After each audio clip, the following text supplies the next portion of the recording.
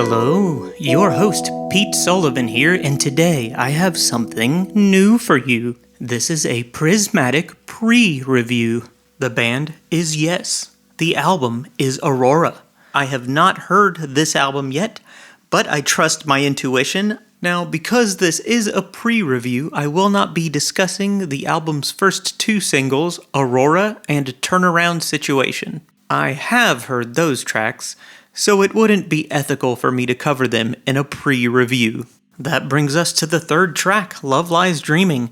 This one is a dreamy ballad with lyrics that are vaguely spiritual, but not as weird as you would expect for Yes.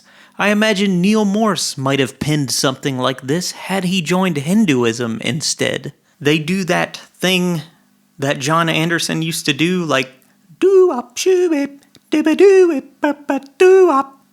That kind of thing. In the bridge, before the chorus comes back in a big way, this track also fades out into some natural ambience as if you're in a meadow or a dell or maybe a forest. But unfortunately, I'm not sure if they noticed this. You can hear what sounds like a snort or a grunt, kind of like in the right ear. You can't unhear it, and it happens all the time during that ambience. I do assume this was an animal in the field recording and not Steve Howe himself. However, it does sadly break your immersion a little bit. The next track on the album is Counter Movement. This is the big one, folks. It's over 13 minutes long, and I have heard that Steve Howe sings on this one. I don't remember what his voice sounds like, but letting the guitarist sing lead is not a good idea. I did not enjoy that. Now, there are 4 movements in this epic. The first movement is Tarot. It's a slow, mysterious Hindu praise and worship song. The music swells, and then we are thrown into Anytime Soon, a proggy mid-tempo pop rock number. The music once again swells, and then we are thrown into Blink of an Eye. This is exactly why I'm here. Dazzling instrumental fireworks, colorful timbres, precision playing, it's all here, folks. Unfortunately, that part only lasts for about a minute, and then we get to Freedom's Edge. If you've ever heard the last track of any Neil Morse album, that's exactly what Freedom's Edge is. It's a ballad, and it's soaring, and it repeats many times. After that, we have a song named after a girl. And then after that, we have All Hands on Deck, which sounds like something off of Big Generator. Lots of 80s samples and bow, like orchestral hits. It does, however, have a catchy chorus. All hands on deck, I wanna see your hands on deck. I can't get it out of my head. The penultimate song is Outside the Box, which is a 4-minute song in 2 sections.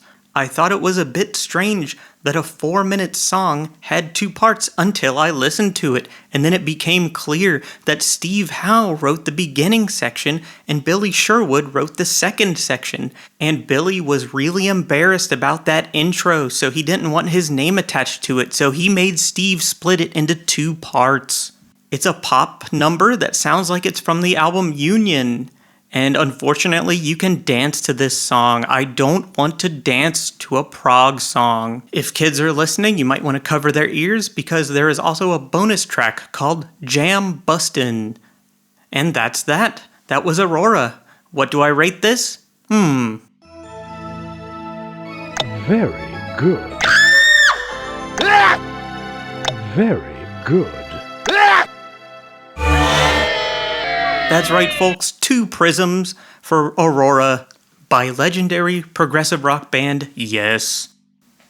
And just how prog was Aurora? How proggy was it? Well, let's check.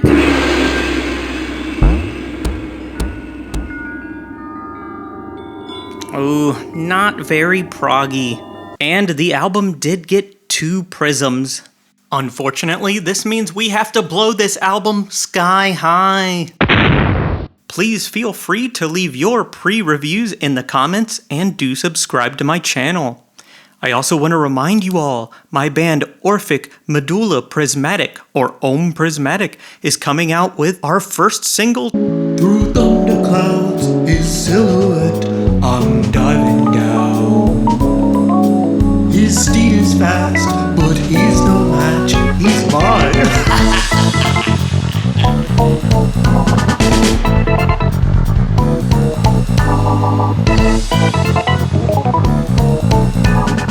be there or be boring.